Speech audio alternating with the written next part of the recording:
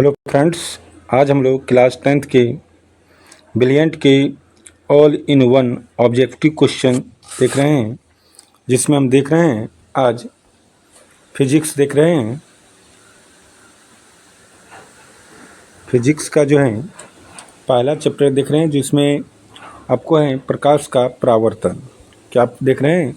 प्रकाश के परावर्तन के जितने भी सारे पूछे गए ऑब्जेक्टिव क्वेश्चन हैं बिहार बोर्ड मैट्रिक परीक्षा के 2011 से 2025 के बीच में जितने भी क्वेश्चन पूछे गए हैं सभी क्वेश्चन हैं इनमें संलग्न। साथ ही उनके अलावे जो 2026 में पूछे जाने की संभावना है वे सभी क्वेश्चन हैं। तो ये हम बुक देख रहे हैं ब्रिलियंट जो हैं all in one objective question class 10th के, उनसे देख रहे हैं फिजिक्स के।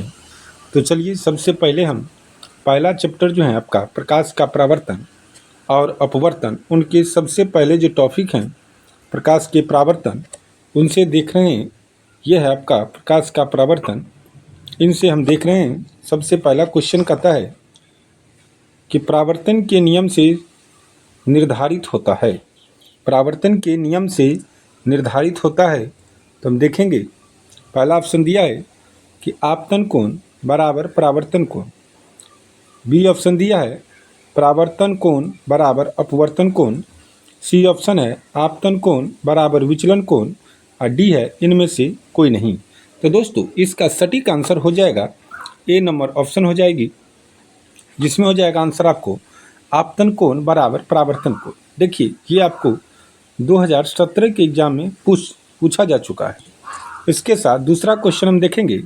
दूसरा क्वेश्चन कहता है आपका कि प्रकाश की किरणें गमन करती हैं। तो पहला ऑप्शन है सीधी रेखा में, बी ऑप्शन है तिरछी रेखा में, सी है किसी भी दिशा में, डी है इनमें से कोई नहीं।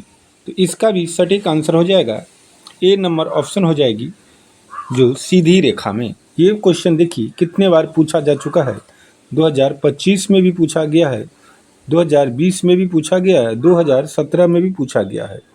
तो 25 में जो है ये फर्स्ट शिफ्ट में पूछा गया, फर्स्ट सिटिंग में, और 20 में सेकंड सिटिंग में है, और 17 में भी सेकंड सिटिंग में पूछा गया है। तो ये कितने क्वेश्चन इंपॉर्टेंट है आपके लिए आप समझ सकते हैं। चलिए तीसरा क्वेश्चन क्या कहता है। तीसरा क्वेश्चन कहता है कि तैलीय कागज होता है, अर्थात तेल लगा हुआ कागज होता है। तो इसका आंसर हो जाएगा सी नंबर ऑप्शन सटीक हो जाएगा कि पारभाषक होता है। तेल लगा कागज ये क्या होता है? पारभाषक होता है, अर्थात पारदर्शी। इसको जो है हम पारभासी वस्तु भी कहते हैं, जिसके आर पार आंशिक रूप से प्रकाश क्या होते हैं गुजरता है, यानी पूर्ण रूप से नहीं गुजरता, आंशिक रूप से, अर्थात थोड़े थोड़े ही गुजर पाता है, उसी को हम पारदर्शक कहते हैं। चौथा नंबर क्वेश्चन कहता है कि प्रकाश तरंगे किस प्रकार की तरंगे होती है। तो प्रकाश तरंगे जो होते हैं दोस्तों वो विद्युत चुंबकीय तरंगे होते हैं। तो इसका सटीक आंसर हो जाएगा आपका बी नंबर ऑप्शन। क्या हो जाएगा? B number option. इसके बाद हम 5 नंबर क्वेश्चन देखेंगे। देखिए 5 नंबर क्वेश्चन आपको 2025 के फर्स्ट शिफ्ट में पूछा गया है, फर्स्ट सिटिंग में पूछ दिया गया है। कहता है किरणों के समूह को क्या कहा जाता है। तो किरणों के समूह को हम क्या कहते हैं? किरण पुंज भी कहते हैं और प्रकाश पुंज भी कहते हैं। तो इसका सटीक आंसर हो जाएगा सी नंबर ऑप्शन। क्या हो जाएगा? सी नंबर ऑप्शन इसका हो जाएगा सटीक आंसर। इसके बाद हम 6 नंबर क्वेश्चन देखेंगे। कहता है 6 नंबर क्वेश्चन किसी उच्च कोटि की पॉलिश किए गए दर्पण अपने पर पड़ने वाले प्रकाश को परावर्तित करता है। तो पहला ऑप्शन कहता है पूर्ण रूप से, बी कहता है अंशतः, सी कहता है अपवर्तित करता है, और डी कहता है अवशोषित करता है। तो इसका सटीक आंसर हो जाएगा कि उच्च कोटि की पॉलिश की हुई जो दर्पण होगी वो अपने पर पड़ने वाले प्रकाश को वो परावर्तित करेगी। किस प्रकार से? तो इसका आंसर हो जाएगा आपको ए नंबर हो जाएगा। पूर्ण रूप से ये क्या करेगी? परावर्तित करेगी। तो इसका आंसर क्या हो जाएगा? ए नंबर ऑप्शन। इसके बाद हम 7 नंबर क्वेश्चन देखेंगे।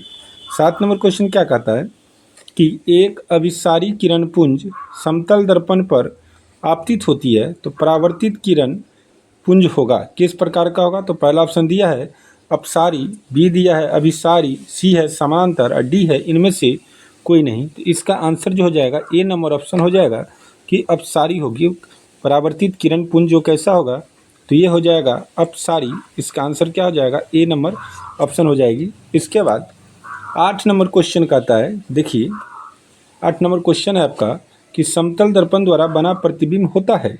ये भी क्वेश्चन देखिए कितना पूछा है, 2015 का सेकंड शिफ्ट में, 2016 का सेकंड शिफ्ट में और 2023 का सेकंड शिफ्ट में। तो देखिए 23 के बाद ये क्वेश्चन नहीं पूछा गया है, लेकिन ये पूछने योग्य है।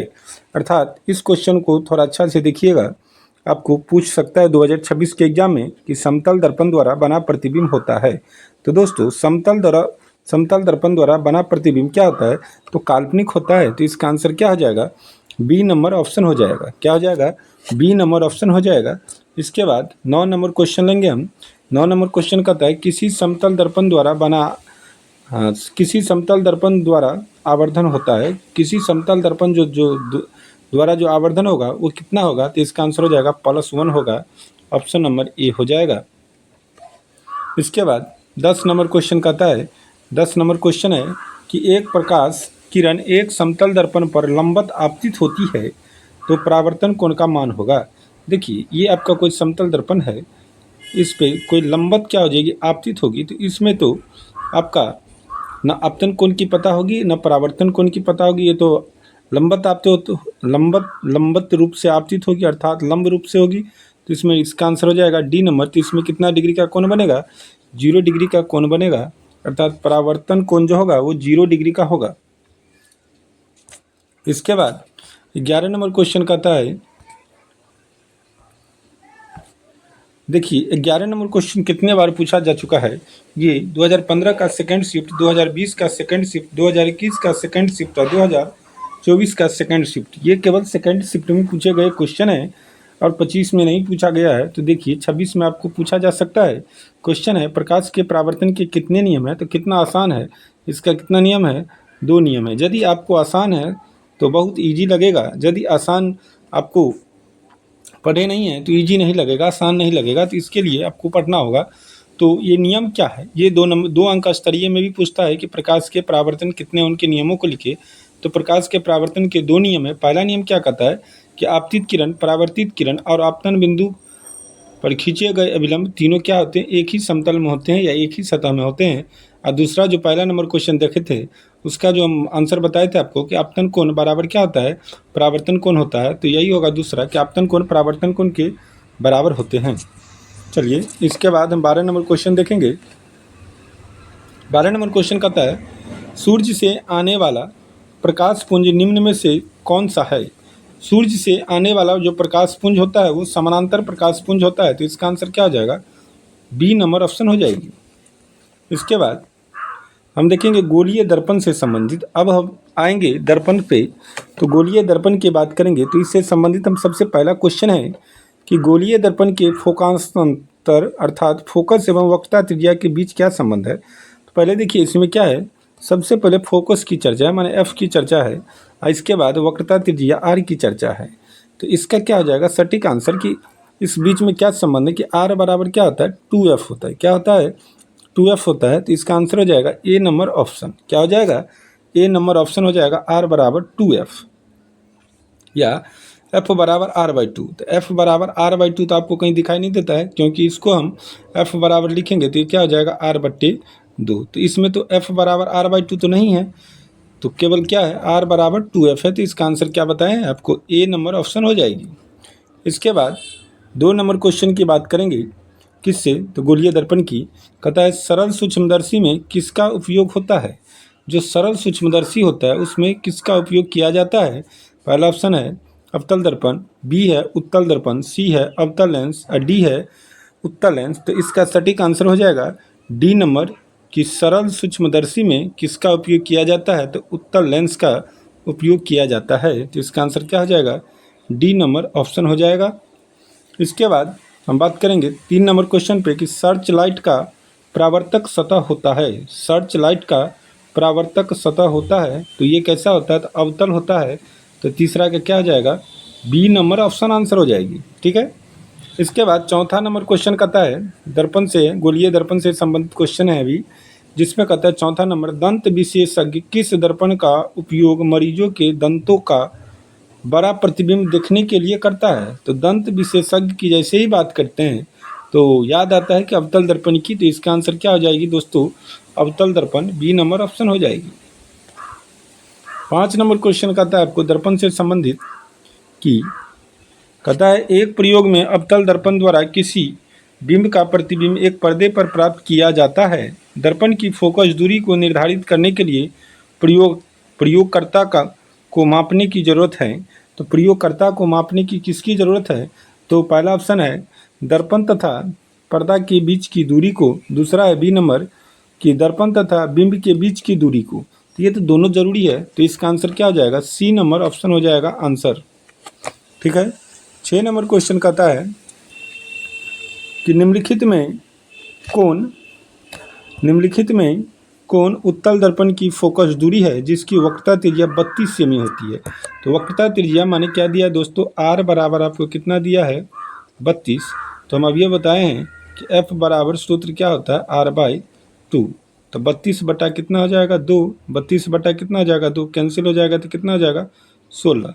तो 16 दूनी 32। अब बात किया गया है किस दर्पण की, तो इसमें बात है उत्तल दर्पण की। तो उत्तल दर्पण की जो फोकस दूरी होती है वो क्या होती है, तो धनात्मक होती है। क्या होती है, धनात्मक होती है। तो इसका आंसर क्या हो जाएगा, इसका आंसर इसमें देखिए सी नंबर ऑप्शन हो जाएगा +16। 16 तो आया है, लेकिन ये उत्तल दर्पण है तो प्लस में होगी, माइनस में तो होगी नहीं, तो डी तो होगी नहीं, तो ये तो होगी नहीं, तो होगी कौन, तो सी नंबर ऑप्शन इसका आंसर हो जाएगी 6 नंबर का। इसके बाद हम बात करेंगे 7 नंबर क्वेश्चन की। 7 नंबर क्वेश्चन कहता है आपका कि गोलीय दर्पण की वक्रता त्रिज्या 40 सेमी है, तो उसकी फोकस दूरी क्या होगी, तो 40 को 2 से भाग दे देंगे तो क्या हो जाएगा, 20 cm। इसका आंसर हो जाएगा सटीक। इसके बाद 8 नंबर क्वेश्चन कहता है कि r बराबर f/2 सत्य है केवल किसके लिए। तो पहला ऑप्शन है अवतल दर्पण में, दूसरा है उत्तल दर्पण में, और सी है ए और बी दोनों में, और डी कहता है समतल दर्पण में। तो इसका सटीक आंसर हो जाएगा आपका C number option. C number option हो जाएगा कि r बराबर f/2 है,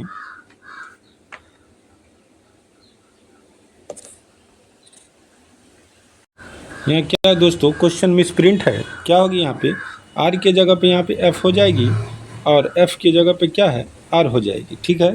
तो अब हो जाएगी f बराबर r/2। ये सत्य है किसके लिए, तो सी नंबर ऑप्शन अवतल दर्पण और उत्तल दर्पण दोनों के लिए।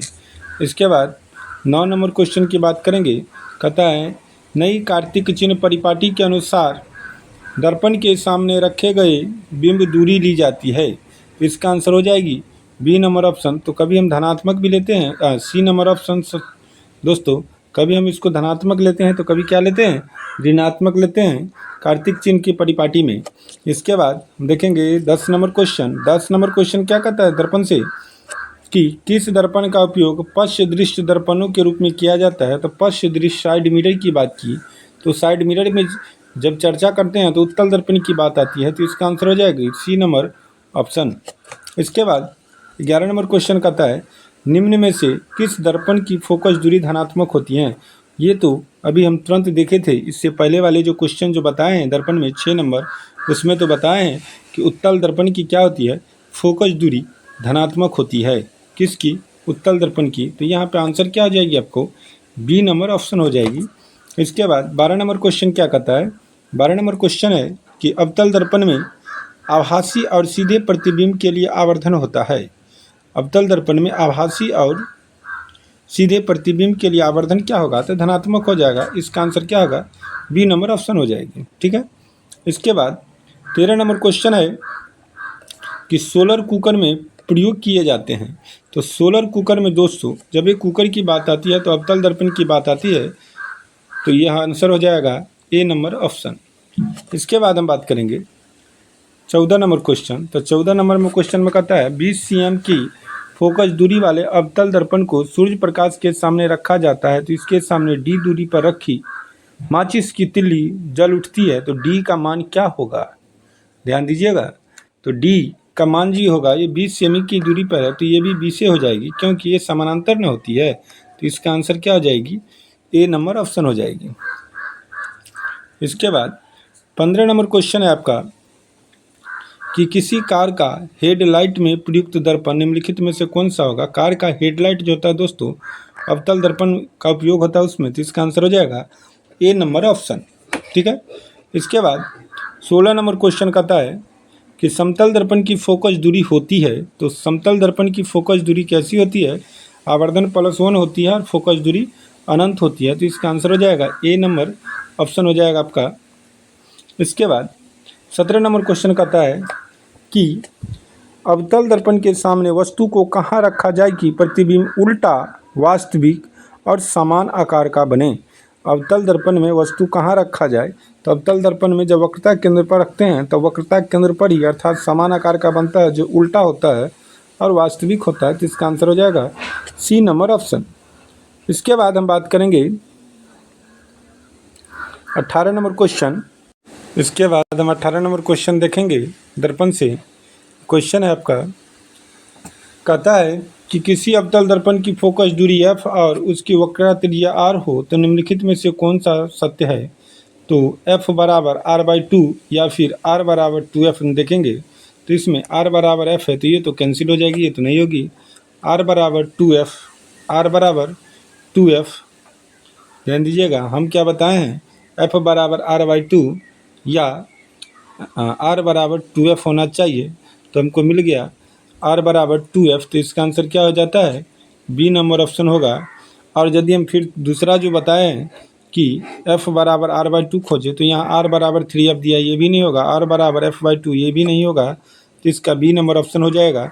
इसके बाद 19 नंबर क्वेश्चन कहता है कि उत्तल दर्पण में बना प्रतिबिंब होता है, तो उत्तल दर्पण में बना प्रतिबिंब सीधा एवं हासित होता है, माने बड़ा होता है, तो इसका आंसर हो जाएगा सी नंबर ऑप्शन। इसके बाद आपको 20 नंबर क्वेश्चन कहता है कि किसी गोलीय दर्पण तथा उसकी पतले गोलीय लेंस दोनों की वक्रता नहीं है, फोकस दूरियां -15 cm है, तो दर्पण तथा लेंस हो जाएगी। तो दर्पण तथा लेंस जो हो जाएगी दोनों ऋणात्मक है, तो ये दोनों अवतल हो जाएगी, ये दोनों क्या हो जाएगी, अवतल हो जाएगी, क्योंकि अवतल दर्पण की फोकस दूरी ऋणात्मक तथा अवतल लेंस की फोकस दूरी भी ऋणात्मक होती है। जब फोकस दूरी ऋणात्मक होगी तो वक्रता त्रिज्या भी दोनों का ऋणात्मक होगी, याद रखिएगा। इसके बाद 21 नंबर क्वेश्चन कहता है आपको कि दर्पण के सामने किसी भी दूरी पर स्थित वस्तु का प्रतिबिंब सीधा प्रतीत होता है तो वह दर्पण होगा। ध्यान दीजिए कि दर्पण के सामने किसी भी दूरी पर स्थित वस्तु का प्रतिबिंब सीधा प्रतीत होती है तो वह दर्पण होगा, तो इसका आंसर हो जाएगा कि वह दर्पण या फिर तो सीधा प्रतीत होगा तो समतल होगा, या नहीं तो क्या हो जाएगा, उत्तल हो जाएगा, तो इसका आंसर क्या हो जाएगा, डी नंबर ऑप्शन हो जाएगा। ठीक है। इसके बाद 22 नंबर क्वेश्चन कहता है कि किसी गोलीय दर्पण के परावर्तक पृष्ठ की वृत्ताकार सीमा रेखा का व्यास कहलाता है। तो गोलीय दर्पण की परावर्तक पृष्ठ की सीमा रेखा का व्यास जो होता है वो कहलाता है गोलीय दर्पण का द्वारक। क्या कहलाता है, गोलीय दर्पण का द्वारक, तो इसका आंसर सी होगा।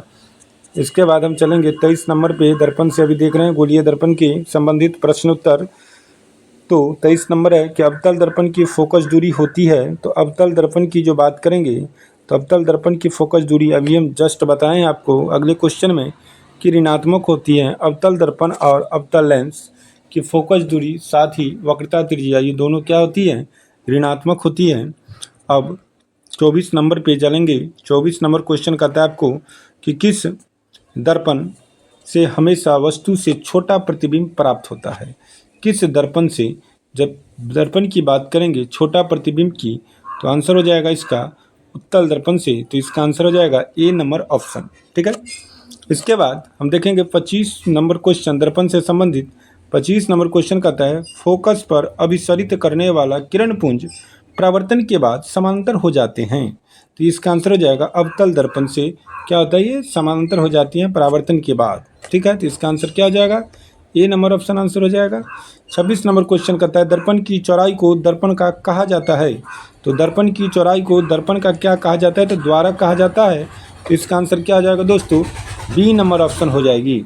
27 नंबर क्वेश्चन कहता है उस उत्तल दर्पण के प्रकरण में दर्पण द्वारा प्रतिबिंब सदैव आभासी एवं सीधा होता है, अतः आवर्धन होगा। जब आभासी और सीधा होगा तो दोस्तों आवर्धन क्या होगा, तो इसका आवर्धन हो जाएगा धनात्मक। क्या हो जाएगा, धनात्मक। तो इसका हो जाएगा ए नंबर ऑप्शन आंसर हो जाएगी। इसके बाद हम यदि बात करें 28 नंबर क्वेश्चन की, तो 28 नंबर क्वेश्चन है आपका, कहता है किसी गोलीय दर्पण का रैखिक आवर्धन क्या होगा यदि प्रतिबिंब का आकार और वस्तु के आकार, प्रतिबिंब का आकार h डैश और वस्तु का आकार h हो तो आवर्धन बराबर सूत्र क्या होता है। तो आवर्धन बराबर सूत्र होता है m बराबर h डैश बट्टे h। क्या हो जाएगा, h डैश बट्टे h। अब इसमें ये देखना है आपको कि दर्पण की चर्चा कौन सी की है, गोलीय दर्पण की या फिर अवतल दर्पण की या तो उत्तल दर्पण की। तो यहाँ पे उत्तल दर्पण में यदि प्रतिबिंब की ऊंचाई वस्तु की ऊंचाई के जो होंगे, प्रतिबिंब की ऊंचाई यदि बात करें तो h डैश है और वस्तु की आकार की बात करें तो क्या है, h है। तो आवर्धन यही होगी, ए नंबर ऑप्शन हो जाएगी इसका, m बराबर h डैश बट्टे h। इसके बाद 29 नंबर क्वेश्चन की बात करें, कहता है उत्तल दर्पण में किस प्रकार का प्रतिबिंब बनता है। तो उत्तल दर्पण में आपको बनेगा आभासी प्रतिबिंब। कैसा प्रतिबिंब बनेगा, आभासी प्रतिबिंब बनेगा। तो इसका आंसर हो जाएगा B number option. 30 number question कहता है दाढ़ी बनाने के लिए उपयुक्त गोलीय दर्पण में सीधा प्रतिबिंब प्राप्त करने के लिए चेहरा को कहाँ रखना चाहिए। याद रखिएगा कि दाढ़ी बनाने में जो उपयुक्त लेंस होता है, तो दाढ़ी बनाने में कौन सा उपयुक्त लेंस नहीं दोस्तों, वो दर्पण होता है। तो ये अवतल दर्पण होता है। तो अवतल दर्पण में हम चेहरा कहाँ पर रखेंगे, तो इसका आंसर हो जाएगा फोकस के अंदर रखना होता है। तो इसमें तो फोकस की चर्चा ही नहीं है। पहला ऑप्शन कहता है वक्रता केंद्र पर, डी कहता है वक्रता केंद्र के बाहर और सी कहता है वक्रता केंद्र मुख्य फोकस के बीच। तो इसमें से आंसर हो जाएगा आपका डी नंबर ऑप्शन। इसमें फोकस के अंदर रखना होता है। जब अवतल दर्पण में ध्रुव तथा फोकस के बीच में वस्तु स्थित होगी तभी ना उसका प्रतिबिंब बनेगा काल्पनिक और वस्तु से बड़ा और सीधा प्रतिबिंब बनेगा। ठीक है। इसके बाद हम देखेंगे 31 नंबर क्वेश्चन, कहता है वास्तविक वस्तु का हमेशा सीधा प्रतिबिंब बनाने वाला दर्पण है। वास्तविक वस्तु का हमेशा सीधा प्रतिबिंब बनाने वाला जो दर्पण है, या तो वो समतल होगा या फिर क्या हो जाएगा, उत्तल हो जाएगा। तो इसका आंसर हो जाएगा ए नंबर ऑप्शन। इसके बाद हम देखेंगे 32 नंबर क्वेश्चन। 32 नंबर क्वेश्चन क्या कहता है, 32 नंबर क्वेश्चन है किस दर्पण की फोकस दूरी चिन्हों की परिपाटी के अनुसार ऋणात्मक मानी जाती है। किस दर्पण की फोकस दूरी चिन्हों की परिपाटी के अनुसार ऋणात्मक मानी जाती है। तो इसका आंसर हो जाएगा अवतल दर्पण। इसी का जो होती है क्या कि फोकस दूरी चिन्ह परिपाटी के अनुसार ऋणात्मक मानी जाती है। इसके बाद 33 नंबर क्वेश्चन कहता है कि अवतल दर्पण में आवर्धित काल्पनिक प्रतिबिंब बनाने के लिए वस्तु को कहाँ रखा जाता है। आपको इससे पहले वाले क्वेश्चन में हम एक्सप्लेन किए थे, तो बताए थे कि फोकस और ध्रुव के बीच रखा जाता है। तो इसका आंसर क्या आ जाएगा, ए नंबर ऑप्शन। इसके बाद हम बात करेंगे दर्पण का सूत्र है 34 नंबर क्वेश्चन। तो दर्पण सूत्र क्या होता है, 1/f बराबर 1/v प्लस 1/u, 1/f बराबर 1/v प्लस 1/u। तो इसमें देखिए 1/v प्लस 1/u बराबर क्या है, 1/f है। तो इसका आंसर क्या आ जाएगा, ए नंबर ऑप्शन आंसर हो जाएगा। इसके बाद 35 नंबर क्वेश्चन कहता है निम्नलिखित में से किस दर्पण द्वारा किसी वस्तु का आभासी प्रतिबिंब मिल सकता है। आभासी प्रतिबिंब मिल सकता है तो समतल दर्पण से भी मिलता है, उत्तल दर्पण से और अवतल दर्पण से भी मिलता है। तो इसमें से जाएगा इनमें से सभी। ठीक है। इसके बाद 36 नंबर क्वेश्चन कहता है कि एक गोलीय दर्पण की फोकस दूरी प्लस 20 cm है, तो यह गोलीय दर्पण कैसा होगा। तो आप पता कीजिए कि किसका फोकस दूरी धनात्मक होती है और किसका ऋणात्मक होती है। तो सबसे पहले ऋणात्मक की बात करेंगे तो अवतल का हम बताए थे, और धनात्मक जो होगी वो किसका होगा, उत्तल का हो जाएगा। तो 36 का आंसर हो जाएगा उत्तल दर्पण, अर्थात ए नंबर ऑप्शन। 37 नंबर क्वेश्चन क्या कहता है कि एक अवतल दर्पण में वस्तु की स्थिति ध्रुव और फोकस के बीच है तो उसका प्रतिबिंब होगा। तो इसका प्रतिबिंब जो होगा दोस्तों काल्पनिक और बड़ा होगा। तो इसका आंसर हो जाएगा डी नंबर ऑप्शन। क्या हो जाएगा, D number option. 38 number question कहता है कि वास्तविक प्रतिबिंब की प्रकृति कैसी होती है। तो वास्तविक प्रतिबिंब जो बनती है वो कैसा बनता है, तो प्रकृति उसका उल्टा होता है। तो इसका आंसर क्या होगा, बी नंबर ऑप्शन। इसके बाद हम देखेंगे कि दाढ़ी बनाने में किस प्रकार के दर्पण का उपयोग किया जाता है। जस्ट इससे पहले हम अवतल दर्पण की चर्चा किए थे की दाढ़ी बनाने में की जाती है, तो इसका आंसर क्या हो जाएगा? अवतल दर्पण। की दाढ़ी बनाने में किस प्रकार के दर्पण का उपयोग किया जाता है? तो अवतल दर्पण हो जाएगी। इसके बाद हम 40 नंबर क्वेश्चन देखें। कहता है 20 सेमी फोकस दूरी वाले अवतल दर्पण को सूर्य प्रकाश के सामने रखा जाता है। इससे पहले हम ये क्वेश्चन देख चुके हैं। इसका भी आंसर क्या हो जाएगा? 20 हो जाएगा, क्योंकि सूर्य से आने वाली प्रकाश की किरणें कैसी होती है? तो समांतर किरण पुंज होती है, समांतर किरणें होती है, तो ये 20 है फोकस दूरी। तो यहाँ भी क्या हो जाएगी? दर्पण के पास भी हो जाएगी इसकी 20 सेमी। इसका आंसर हो जाएगा 20 सेमी, ए नंबर ऑप्शन। 41 नंबर क्वेश्चन कहता है किस दर्पण का दृष्टि क्षेत्र बड़ा होता है, अर्थात वह पीछे की वस्तु को बड़ा दिखाई देता है? छोटा होना चाहिए लेकिन बड़ा दिखाई देना चाहिए। तो इसका आंसर हो जाएगा सी नंबर ऑप्शन, उत्तल दर्पण का, क्योंकि इसीलिए इसका दृष्टि क्षेत्र बड़ा होता है, जिसके कारण ही हम इसको साइड मिरर के रूप में या पश्च दृष्टि दर्पण के रूप में वाहनों में उपयोग करते हैं। चलिए 42 नंबर क्वेश्चन है कि गोलीय दर्पण की फोकस दूरी उसकी वक्रता त्रिज्या की होती है। गोलीय दर्पण की जो फोकस दूरी होती है, पहले किसकी चर्चा है? एफ की चर्चा है। किसकी चर्चा है? एफ की चर्चा है। अब बाद में क्या है? आर की चर्चा है। तो देखिए फोकस दूरी वक्रता त्रिज्या की होती है। तो फोकस दूरी वक्रता त्रिज्या की कैसी होती है? तो हम क्या लिखते हैं? आर बराबर क्या लिखते हैं? सॉरी, आर बराबर लिखते हैं 2f, और f बराबर कितना लिखते हैं? r/2। कितना लिखते हैं? r/2 लिखते हैं। तो f बराबर फोकस दूरी वक्रता त्रिज्या की कितनी होती है? तो r/2 है। माने ये क्या हो जाएगी? आधा हो जाएगी, तो आधी हो जाएगी। इसका आंसर क्या हो जाएगा? B number option. क्या हो जाएगा? B number option.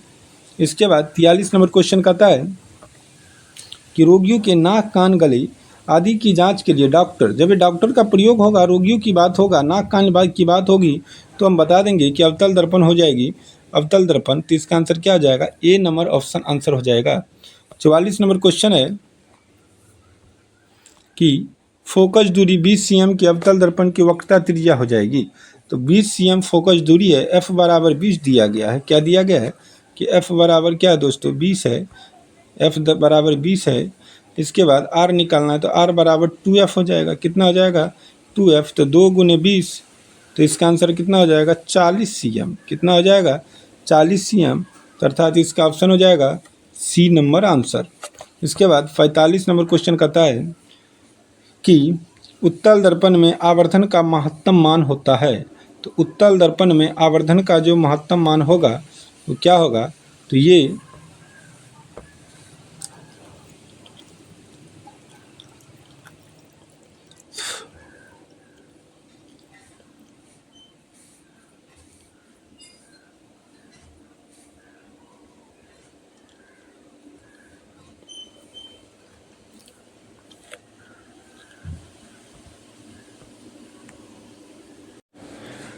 उत्तल दर्पण में प्रतिबिंब की ऊंचाई वस्तु की ऊंचाई से हमेशा छोटा होता है, अर्थात इसका महत्तम मान हो जाएगा 1 से छोटा, जो 1/2 दिया गया है। तो इसका आंसर हो जाएगा सी नंबर ऑप्शन।